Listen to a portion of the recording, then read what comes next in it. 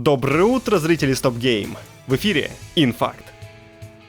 Кейтиро Тояма — руководитель первой Silent Hill, а также серий Siren и Gravity Rush. Сейчас он в роли независимого автора работает над новой игрой — Slitherhead. Если вы помните про эту давно анонсированную игру, на вашей улице будет праздник. Свежие подробности о проекте мы узнаем уже совсем скоро. Джефф Килли объявил, что геймплей Slitherhead покажут на Summer Game Fest. Она начнется в ночь с пятницы на субботу в полночь по Москве. Осторожно, можно предположить, что там же объявят и дату релиза, ведь игру делают уже целых 4 года. Slitherhead хоть и выглядит как хоррор, но все-таки чистокровным представителем жанра не является. В ней много элементов экшена, а авторы надеются привлечь внимание тех, кто обычно обходит ужастики стороной. Slitherhead должна выйти на ПК и консолях когда-нибудь. ПК-порты с PS5 — дело уже обыденное. Не так много игр остаются эксклюзивами плойки, но один крупный проект до сих пор держится за статус экза, и именно его бояре, возможно, ждут больше остальных. Речь, конечно, про вторую часть The Last of Us. Кажется, ждать осталось недолго.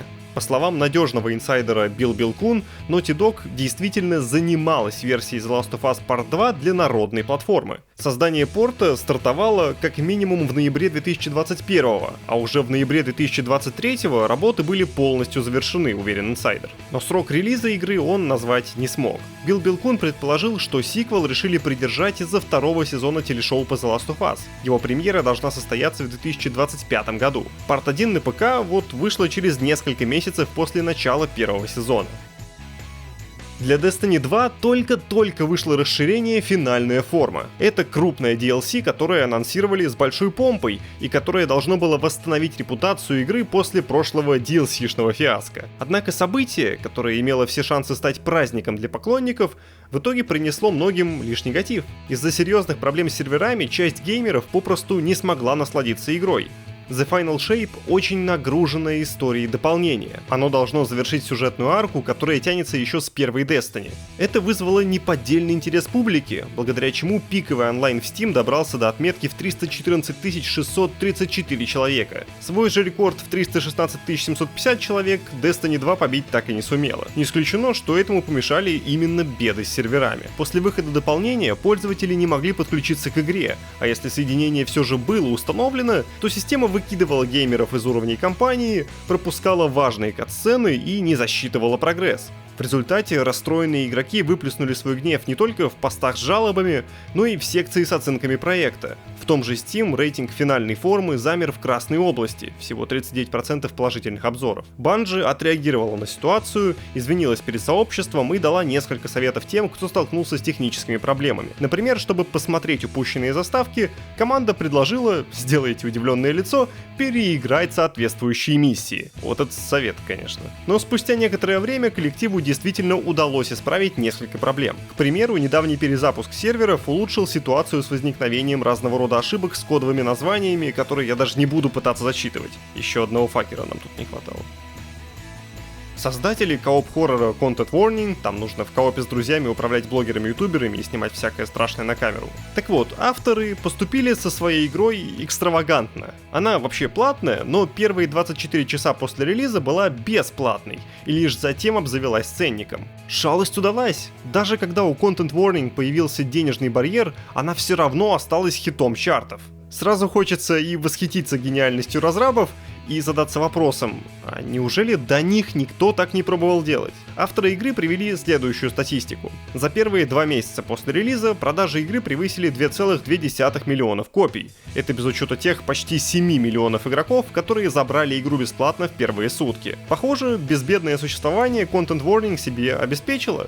Игра постоянно получает апдейты, а рейтинг от пользователей составляет 93%. Правда, онлайн-проекты сейчас сильно ниже, чем был на релизе. Avalanche Software выпустит важные обновления для Hogwarts Legacy с занятным набором контента. Помните еще про игру-то эту?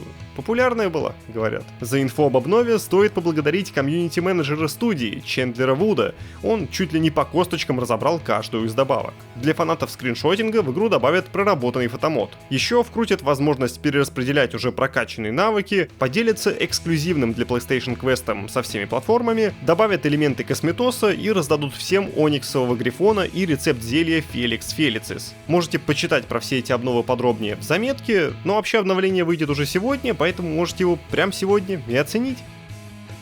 Позавчера интернет наполнился превью дополнения для Elden Ring, но среди тонн инфы упустили, кажется, главное. В игре поменяют стартовую заставку. Почему же это важное изменение? Да потому что сейчас игра при запуске сперва ослепляет вас логотипом Bandai Namco на чистом белом фоне, а затем переходит на черный фон с лого From Software и меню. Если вы играете в темноте, то белоснежная картинка Bandai Namco попросту делает вашим глазам больно. Как пишет блогер Iron Pineapple, участвовавший в превью, в дополнении фон издательства изменился. Теперь вы не будете получать светошумовую в глаза при запуске игры. Он пошутил, что это самое важное нововведение дополнения. Кроме апдейта заставки, есть небольшое, но очень удобное интерфейсное изменение. В ванильной версии Elden Ring, если вы подбирали какой-нибудь предмет, скажем, оружие или шлем, то затем вам приходилось вручную копаться в меню, чтобы отыскать, куда игра засунула этот предмет, посмотреть характеристики и экипировать его. Теперь новые предметы в инвентаре подсвечиваются особой меткой, а в меню появилась вкладка недавно подобранных вещей. Учитывая, что в Shadow of the Earth 3 обещают добавить десятки новых предметов к сотням, которые есть в основной игре, возня с инвентарем точно окажется проще. Вероятно, и нерв слеповухи, и дополненный интерфейс также появятся у тех, кто не приобрел Shadow of the Earth 3,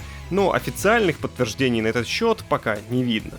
Чтобы раньше всех узнать, как же оно будет на самом деле, заглядывайте на наш сайт. Там и новости будете вовремя получать, и материалы от редакции не пропустите. Не забудьте про лайк и хорошего вам четверга. Пока!